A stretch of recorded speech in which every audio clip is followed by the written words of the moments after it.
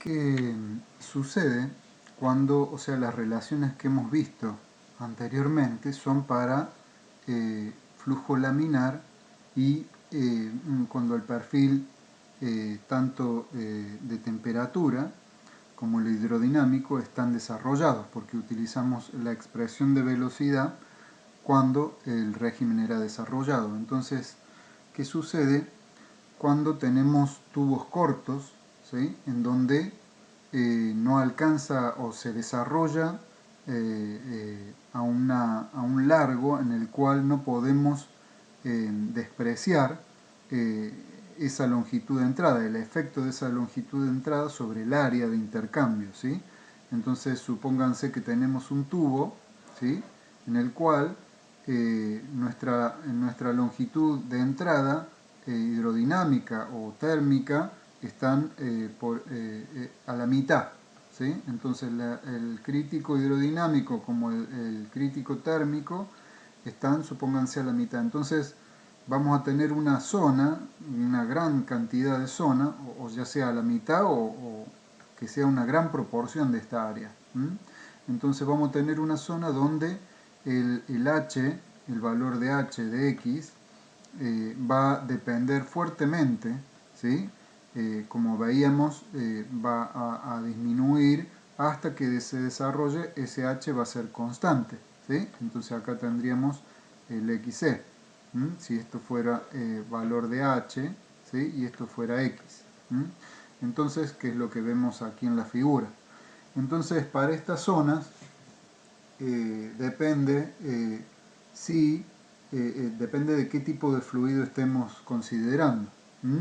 Porque si es un fluido como los aceites, que tienen un número de Prandtl elevado, en el cual la longitud hidrodinámica es chica, pero la térmica, ¿sí?, es grande, ¿sí?, como veíamos cómo variaba ese XC térmico era igual al XC hidrodinámico sobre, XC hidrodinámico sobre el diámetro por el Prandtl, ¿sí?, como habíamos visto, y que este XC hidrodinámico era aproximadamente 0,05 del Reynolds.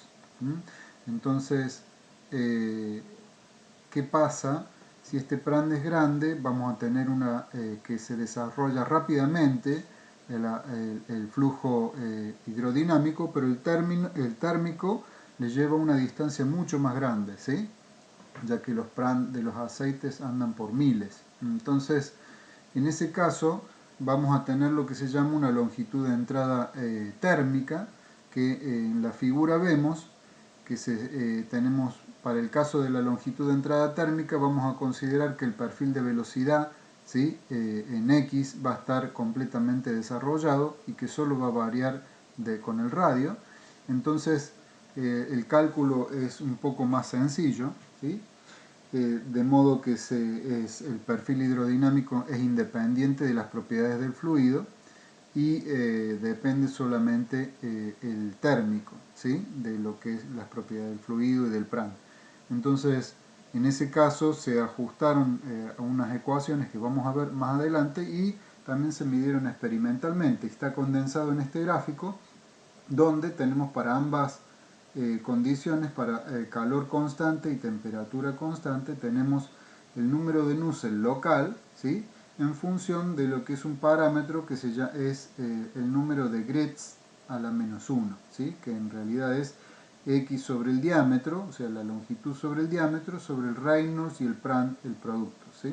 Entonces, esto a la menos 1 es el número de Graetz.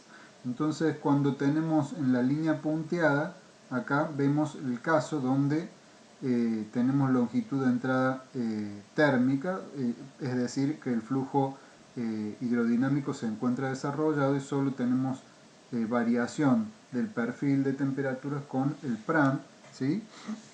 Y el H va a cambiar, como vemos, disminuye a medida que se hace más largo hasta que se desarrolla completamente para un Graetz aproximadamente 0,05, y a partir de ahí vemos que toma los valores tanto para temperatura constante 3,66 como para calor constante 4,36, que es lo que vimos, que ahí consideramos que el perfil de temperatura ya se encuentra desarrollado a partir de este límite, ¿sí? En el caso en que tenemos ambas longitudes que no se encuentran desarrolladas, ¿sí?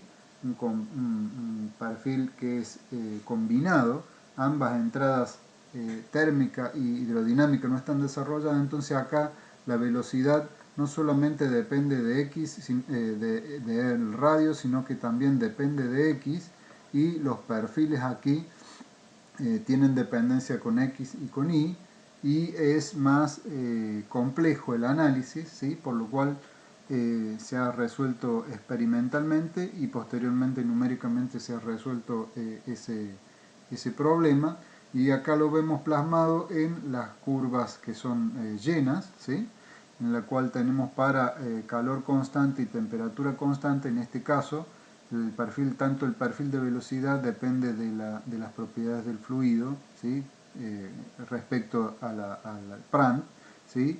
Y siempre la longitud térmica y el perfil térmico dependen de cómo se mueve el fluido. Entonces están vinculados ambos problemas y es complejo el análisis. Pero aquí vemos que cuando tanto con temperatura constante como calor constante, cómo es la variación de H en esa región de entrada, donde ambos perfiles van cambiando, ¿sí? Con X, con R, y el H es grande al comienzo, como dijimos, porque la capa límite es muy chiquita y va disminuyendo a medida que esa capa límite se va engrosando, ¿sí? Tanto la térmica como la hidrodinámica, y vemos que el Nusselt promedio cuando es combinado es más grande que el de Prandtl, ¿sí? Ya que al aumentar el Prandtl disminuye el H, ¿sí? Disminuye el H local. Entonces, si tenemos un tubo en el cual sucede esto, donde estos valores de la longitud de entrada forma parte, una gran parte del área del tubo, tenemos que dividir el problema y analizar la parte en la cual, hasta la longitud de entrada, ¿sí? Hasta esa longitud, a sacar un valor de H que corresponda para este tramo, ¿sí? Tenemos también curvas iguales a esta para la longitud de entrada con un Nusselt promedio, ¿sí? Entonces podemos determinar un Nusselt promedio para esta longitud de entrada y posteriormente tomar el H constante cuando el flujo está desarrollado y hacer el análisis por separado para obtener un valor de calor, ¿sí? Más exacto que despreciando esta zona, que en este caso no podríamos hacerlo porque estaríamos cometiendo un error grande, ¿sí? Entonces lo que vemos aquí son esta correlación de Hausen está hecha para cuando tenemos longitud de entrada térmica, ¿sí? Entonces cuando la longitud de entrada hidrodinámica ya está desarrollada, y esta ecuación sirve también para cuando es combinado para fluidos que tienen un Prandtl mayor que 5, ¿sí? Mayor o igual que 5. Entonces cuando esto se cumple, la longitud de entrada hidrodinámica es chica, entonces podemos considerar que el perfil está desarrollado para la mayor parte de la longitud de entrada térmica, y es válido el análisis considerándolo igual que una longitud de entrada térmica, y podemos utilizar mediante esta correlación de Hausen analizar este H, donde obtenemos un valor de coeficiente promedio, ¿sí? Para el largo que consideremos de nuestra zona de longitud de entrada térmica. Para cuando la longitud de entrada térmica y hidrodinámica no están desarrolladas, está la correlación de Sider y Tate, ¿sí? Que es válida vemos tanto que como para gases como para aceites, ¿sí? Y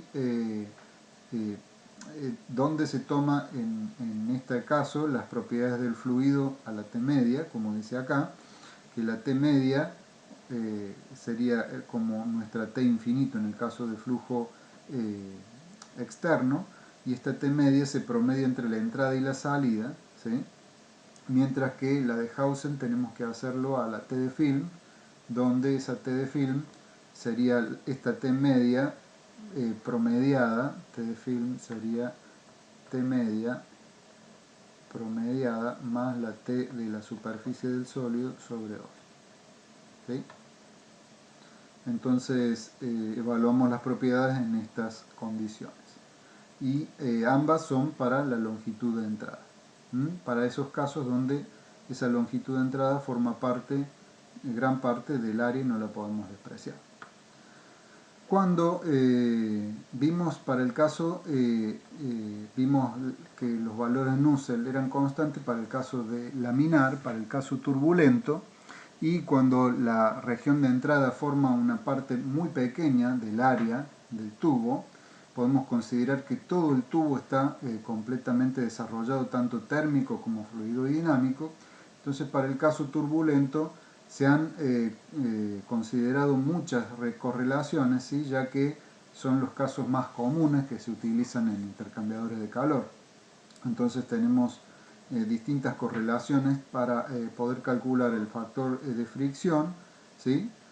Para poder calcular ese factor de fricción en función de los números adimensionales, y tenemos distintas correlaciones como la de Colburn, como la de Ditus y Welter, donde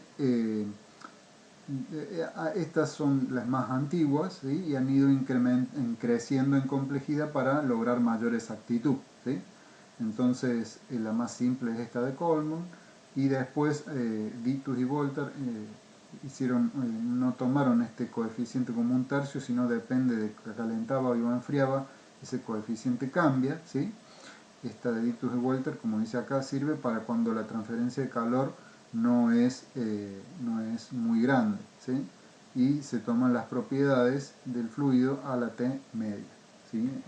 Sería a la T media promedio entre entrada y salida, ¿sí? Consideramos que el perfil hidrodinámico está desarrollado cuando pasa esto en flujo turbulento, ¿sí? Cuando la longitud de entrada sobre el diámetro es mayor a 10. Entonces ahí consideramos que nuestra longitud de entrada es despreciable respecto a todo el área de la tubería, y podemos aplicar estas correlaciones. También a pasar el tiempo empezaron a considerarse correlaciones empíricas. Recuerden que estas son correlaciones empíricas más complejas. Entonces Sider y Tate hicieron esta otra correlación donde también toman a T media y ampliaron para casos de aceites, ¿sí? Y Petukov, que había hecho esta correlación para el factor de fricción, ¿sí? Desarrolló esta correlación para determinar el H promedio, ¿sí? En casos de tubos con un factor de fricción.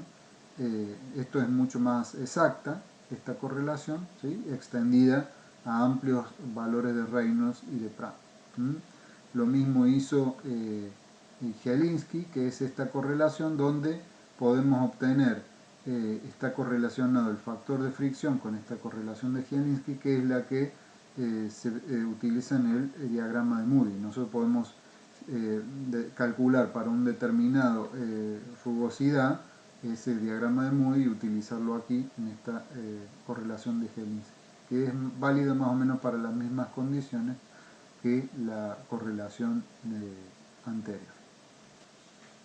Al igual que con el régimen laminar, en el régimen turbulento, si la tubería es larga, o sea, si se cumple esta condición L sobre D mayor a 60, o en su momento consideramos mayor a 10, entonces podemos considerar que el número de Nusselt promedio es igual al número de Nusselt que calculamos para un valor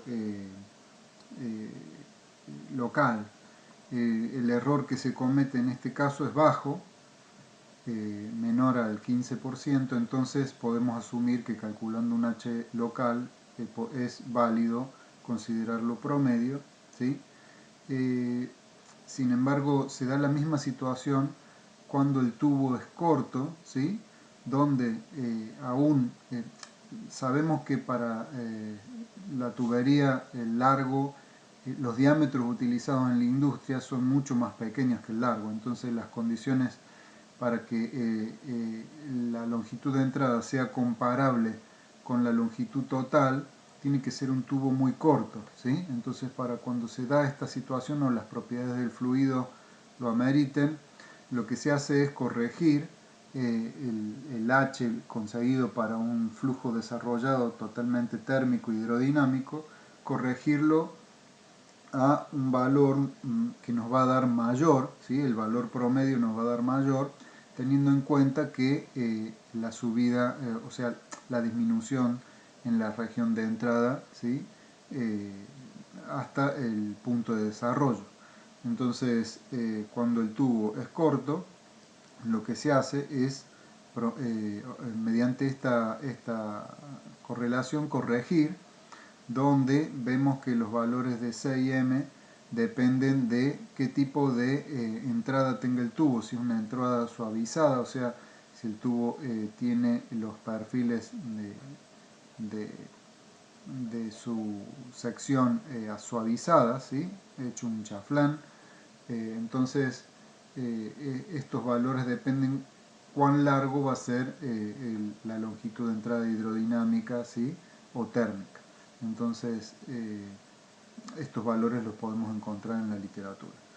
También se hicieron correlaciones para metales líquidos, donde recordamos que el Prand es igual al Nu sobre alfa, entonces metales líquidos tienen muy buenas propiedades para transferir el calor y los valores de Prand son muy pequeños, ¿sí? Entonces para estos casos las correlaciones anteriores no son válidas porque la reacción de entrada hidrodinámica es mucho más grande que la térmica, entonces se hicieron correlaciones particulares, ¿sí?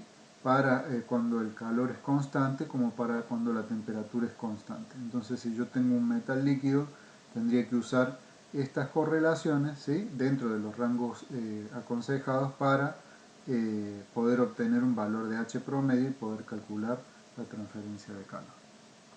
En la mayoría de los casos en la industria se utilizan tubos circulares, ¿sí? Salvo en algunas excepciones donde es sumamente necesario, se utiliza otro tipo de secciones. Entonces para este caso, cuando los tubos no son circulares y el flujo es turbulento, lo que se hace es eh, calcular un diámetro hidráulico que se denomina, ¿sí? Que este concepto viene de la mecánica eh, de fluidos, en donde se considera que ese diámetro, esa medida representativa, ¿sí?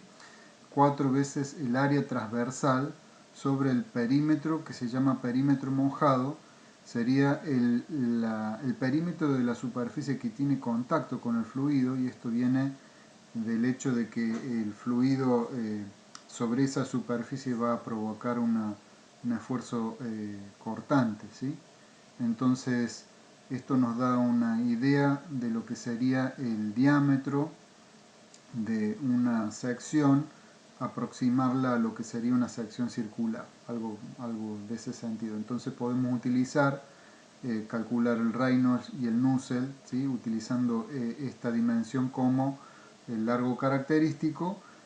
Para el flujo turbulento utilizamos las correlaciones más exactas, la de Zielinski por ejemplo, y teniendo en cuenta de que más se aleja la sección, por ejemplo esta triangular más se aleja de lo que es un círculo, tiene bordes agudos, entonces lo que hacen las correlaciones que calculamos nosotros es calcular un H promedio alrededor de todo el círculo, y si tenemos este tipo de bordes va a ser mucho menos preciso el cálculo, porque estamos diciendo que aproximamos nuestra sección a lo que sería un círculo. Más se aleja de esta forma, más se aleja la predicción, ¿sí? El error va a ser más grande. Para el caso de flujo laminar, lo que se hizo, y totalmente desarrollado, lo que se hizo es calcular, resolviendo las ecuaciones de momento y de energía y de masa, para distintas secciones, ¿sí? en este caso teniendo en cuenta el alto y el ancho de la sección una sección rectangular, calcular para las dos condiciones, ¿sí? Calor constante sobre las paredes o temperatura constante sobre las paredes, cuál es el valor de Nusselt, ¿sí? Constante para esos casos, ¿sí? Entonces vemos que a medida que se aleja de la forma circular el valor difiere bastante, ¿sí? Por ejemplo, en este caso difiere bastante del que hemos obtenido por la solución teórica, ¿sí? Lo mismo que para temperatura constante. Entonces, esto en el caso del flujo laminar lo encontramos mediante esta tabla cuando el flujo es laminar y completamente desarrollado. Cuando es turbulento utilizamos las correlaciones anteriores. Existe el caso también donde la transferencia de calor se da en dos tubos concéntricos, ¿sí? Tenemos un tubo interior y un tubo exterior, ¿sí? Y pueden circular fluidos por el interior del tubo interior y en el ánulo comprendido entre ambos tubos. Este es el caso muy común de los intercambiadores de doble tubo, ¿sí? Que vamos a ver más adelante, donde en este caso se puede calcular, podemos ver que el fluido en el ánulo puede estar sometido a un calentamiento, un enfriamiento, ya sea por un calor que venga desde la superficie exterior o un calor que venga desde la superficie interior, ¿sí? Entonces, estos calores, estos flujos de calor los vamos a calcular con un H interior y un H exterior, ¿sí? Y con las, como hemos visto con las ley de enfriamiento de Newton que vemos acá. Entonces, va a corresponder para este caso que tengamos dos Nusselt distintos, uno para el H para la superficie exterior y uno para la superficie interior. Mientras que para el tubo interior podemos utilizar como largo característico el diámetro interior, para el ánulo tenemos que utilizar un diámetro equivalente, ¿sí? Que es si lo hacemos como el diámetro hidráulico para dos superficies concéntricas, es 4 veces el área, ¿sí? El área de ese ánulo, que es pi sobre 4 diámetro exterior al cuadrado menos diámetro interior al cuadrado, y el perímetro mojado en este caso sería el perímetro del tubo exterior y el perímetro del tubo interior sobre las dos superficies. El fluido ejercería un esfuerzo cortante. Entonces el diámetro hidráulico nos queda la diferencia de los diámetros del tubo exterior y el tubo interior. Entonces, para el caso de flujo en condición de laminar, lo que se hace es, para la temperatura superficial constante, ¿sí? Si la temperatura superficial constante y una de las superficies está aislada, en general la superficie exterior, lo que se hace es calcular los valores de Nusselt, ¿sí? En función de la relación de diámetro de ambos tubos, ¿sí? Entonces con la relación de diámetro podemos obtener los valores de el Nusselt interior y el Nusselt exterior y con ello poder ir y calcular los calores que correspondan, ¿sí? Ya sea si la superficie exterior o interior está aislada. Y en el caso de la condición de flujo constante, para el flujo constante en ambas paredes, ¿sí? Tanto en la interior como en la exterior, tenemos una relación acá con la cual podemos calcular el Nusselt de la superficie interior y el Nusselt de la superficie exterior en función de unos Nusselt, ¿sí? Que están acá interpolados en la tabla, y los valores de los calores que estén sometidos a ambas superficie exterior e interior y la relación de forma de esos tubos concéntricos como hemos visto, ¿sí? Entonces con esa relación de forma y los valores de los calores nosotros podemos acceder, ¿sí? A estos valores de tita y con esos valores de tita podemos calcular los números de Nusselt y con esos números de Nusselt poder calcular los calores transferidos y por ende hacer un balance de energía. Entonces esto es para el caso de flujo laminar. Para el caso de flujo turbulento, lo que podemos hacer es para el tubo interior calcular un valor de H con las correlaciones que hemos visto anteriormente, y para el ánulo calcular un valor de diámetro, con el diámetro hidráulico, utilizar las mismas fórmulas que hemos encontrado anteriormente, donde aplicarían al ánulo como si fuera una superficie no circular, ¿sí?